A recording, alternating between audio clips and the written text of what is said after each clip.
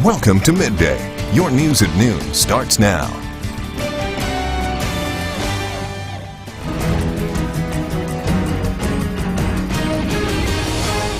Afternoon, and thanks for joining us on Midday. I'm Renae Skinner. We are receiving breaking news out of Huntsville, Alabama this half hour. A North Alabama military post says on social media it is on lockdown amid reports of a possible active shooter telling workers to run, hide, and fight. Redstone Arsenal received reports of a person possibly armed with a weapon at a building on the base. So far, no injuries or casualties have been confirmed, I should say. A safety drill was planned for Wednesday, but the report of a shooter was not part of any exercise. More than 30,000 government employees, civilians, and contractors work daily at Redstone. We'll update you as soon as more info becomes available. Also new this afternoon, 2 women are recovering today after reportedly being attacked near Sturgis. One victim has a stab wound. The other spent the night in the woods hiding from her alleged attacker. Now 41-year-old James Thomas Gregg is charged with aggravated assault and possession of paraphernalia. Oktibbeha County deputies were called about a disturbance on Mabin Sturgis Road and Simmons Road. Around 6 Monday evening, a 40-year-old woman from Mathiston was found with a stab wound in her arm. The other victim, a 36-year-old woman from Sturgis, ran into the woods to get away from Gregg. Investigators say she was found about a mile away early this morning off Big Creek Road. Gregg was arrested at his Simmons Road home last night. Other charges are expected to be filed. Well, in our area, the investigation is not over after an attempted armed robbery in Columbus sends one person to jail. 37-year-old Jeffrey Cawley from Aliceville, Alabama, is charged with armed robbery, shooting into an occupied dwelling, and possession of a firearm by a convicted felon. On June 24th, Columbus police responded to 19th Street North after an armed robbery call. Police say the homeowner had just got home from work when he was approached by 2 armed men. The homeowner's wife saw what was happening and called 911. One of the suspects fired one shot into their home during the attempted robbery. Both men fled the area, but officers caught up with Cawley. And as well, if you know anything about the second suspect involved, call the Golden Triangle Crime Stoppers. Cawley's total bond is set at $350,000. Well, it was a Fast and the Furious brought to life on Highway 8 yesterday in Monroe County. Sheriff's deputies arrested 12 men that they say were drag racing on Highway 8. Sheriff Cecil Cantrell says some of the racers are from other counties. He also says they'd been warned. It happened when the men were running challenge matches. That's where drivers agree to race for a certain amount of money. The cars run at speeds of 120 to 140 miles per hour. Most of the men were between the ages of 18 and 25. They are charged with obstruction of a highway. All of the vehicles were towed. The drivers will have to pay a separate fee to have their cars returned. Well, bond is set at $2 million for a repeat offender. Police say he's accused of leaving a drug rehab center and holding an elderly man at knife point. 48-year-old David Todd Johnson was arrested Friday driving the victim's stolen car in Burnsville. Investigators believe Johnson also stole valuables from the elderly man he held at knife point. Lee County Sheriff Jim Johnson says Johnson had cut off his ankle bracelet when he left God's House of Hope Center in Nettleton. The sheriff says law enforcement officers were never notified that Johnson had left. This is the second ankle bracelet he's cut off. He's still out. He was indicted and convicted as a habitual offender, which should have had him in prison serving day for day, which that hadn't happened. He's violated probation I don't know how many times. And something has got to change to where we feel safer in the community. I know it cost a lot of money, but you know, somebody owes this victim an explanation of why this guy's out. God's House of Hope Director Amy Shook says the ministry is not a jail and does not force anyone to stay. Shook says ministry officials contacted authorities Friday morning when they realized Johnson had left. She says there are 32 people going through the 6-month faith-based program now. And it is time to get a first look at our afternoon forecast. Here's meteorologist Alex Puckett. Thanks, Renee. Temperatures in the 80s pretty much area-wide, the exception towards the Tennessee border where we've seen a little bit more cloud cover this morning. But as we get to the afternoon, we'll keep things dry. Nothing showing up on our radar. and lots of sunshine, just a few clouds here and there, lots of sunshine showing up and blue skies on our Alpha Insurance Skycam in downtown Columbus. That's perfect because it's National Sunglasses Day. So it's going to be a great day to get the sunglasses out, put them on, and enjoy a good bit of sunshine. Temperature's going to top out in the mid to upper 80s this afternoon, but fairly comfortable with low dew points. Renee? All right, well, maybe not sunglasses, but maybe something to hold your nose for this next bizarre story out of Columbus, where investigators have just finished cleaning up a spill involving frozen catfish parts. Well, with the weather we've been having, after a while, the catfish unthawed. And WCBI's Parker King has the latest on this smelly mess. Thanks, Renae. I'm here at the intersection of highways 82 and 45 to a site that smells a lot worse than it looks. Just trust me on it, okay? Apparently a catfish truck was going a little too fast on the roundabout and spilled multiple catfish all over the highway, either because the top was not properly covered or because the gate opened up on its own. No word yet on the driver or the whereabouts of the truck. However, authorities are staying until this mess is properly cleaned up. Renee, back to you. All right, take a shower, Parker. Moving on now, a town hall style meeting is held in Columbus to discuss how to improve the city as a whole. Several of Columbus residents came out, including business owners and city leaders. They talked about keeping the crime rate down and continuing to find ways to help the city grow. Those were the two main topics Mayor Robert Smith discussed. The meeting also gave residents a chance to address the mayor and the police chief with some of their concerns. Both residents and city leaders say meetings like this one are vital because they help strengthen community relations.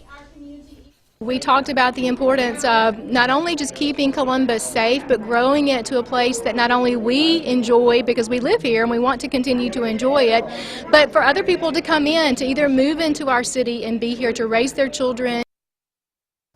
They also discussed plans for the annual Night Out Against Crime block party, which is scheduled for August 1st. Governor Phil Bryant says he's confident about Mississippi's forestry industry despite deep budget cuts handed down from legislators. $2.6 million will be cut from the MFC, as well as the loss of 75 jobs. The 7 districts that make up the Mississippi Forestry Commission will be turned into 4 larger ones.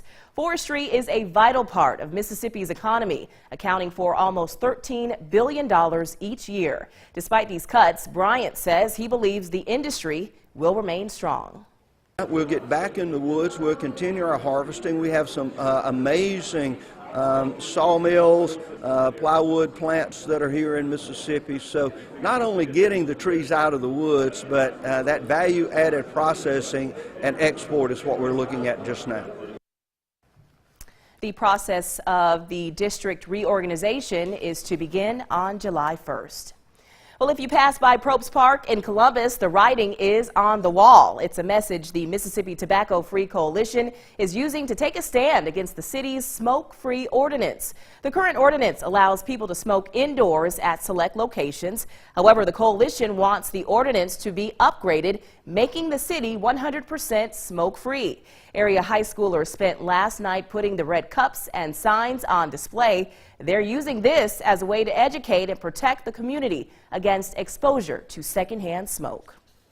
500 people each year in Mississippi die from secondhand smoke exposure, so I want to lessen that. Studies have actually shown the only way to 100% actually help people to become smoke-free and to protect non-smokers is to actually go ahead and have a 100% comprehensive smoke-free ordinance.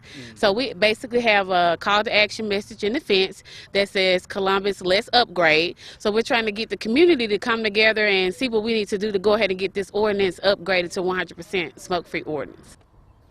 The message will remain up for 1 week. The Mississippi Tobacco Free Coalition will also be doing a contest. They want drivers to snap a picture of the message and post it to Facebook using the hashtag #UpgradeColumbusMississippi.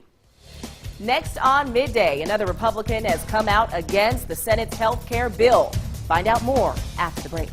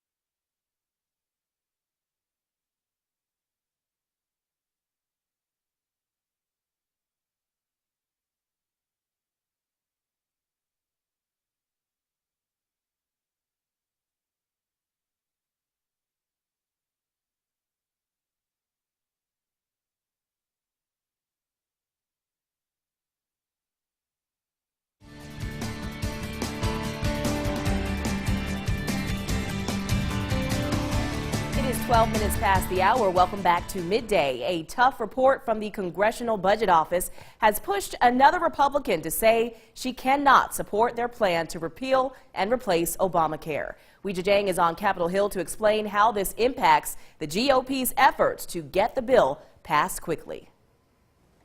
Senate Majority Leader Mitch McConnell's plan to vote on the Republican health care bill this week could be in trouble. 6 GOP senators now say they oppose the health care bill as it's currently written. 4 of them won't even vote for a motion to bring the bill up for a formal debate. I won't vote to proceed to it unless the bill changes. Maine Senator Susan Collins is the latest holdout because the Congressional Budget Office score shows the bill would hit Medicaid recipients hard. 1 in 5 Maine residents receive Medicaid support, and the CBO projects that under the Republican plan, 15 million people would be forced out of the program by 2026, resulting in a savings of $321 billion. If the vote doesn't happen this week, lawmakers will face their constituents' concerns when they go home for a week-long July 4th holiday break. You know, the reality of the matter is we better pay attention to people, many of whom feel very disenfranchised in this country. Ohio Governor John Kasich and Colorado Governor John Hickenlooper represent the states that expanded Medicaid under Obamacare. We would see a reduction of, rough justice, 188,000 people in Colorado. More than half of them would be in rural parts of the state. Groups opposed to the health care bill are running TV ads. Without Medicaid, she can't manage her diabetes. Targeting voters in states that helped elect President Trump. Weijia Jiang, CBS News, Capitol Hill. Vice President Mike Pence will be on Capitol Hill today, meeting with reluctant Republicans to push them to vote yes on the bill. He will also host a couple of them for dinner tonight at his residence. Well, next on Midday, some summer scholars will join me live in the studio after the break. Find out more. But first, Alex, how's our weather looking out there? Looking really nice. Lots of blue skies, just a few clouds popping up as we go through the rest of the afternoon, but lots of sunshine. But rain returns as we get into the latter half of the week. I'll have details on that coming up next.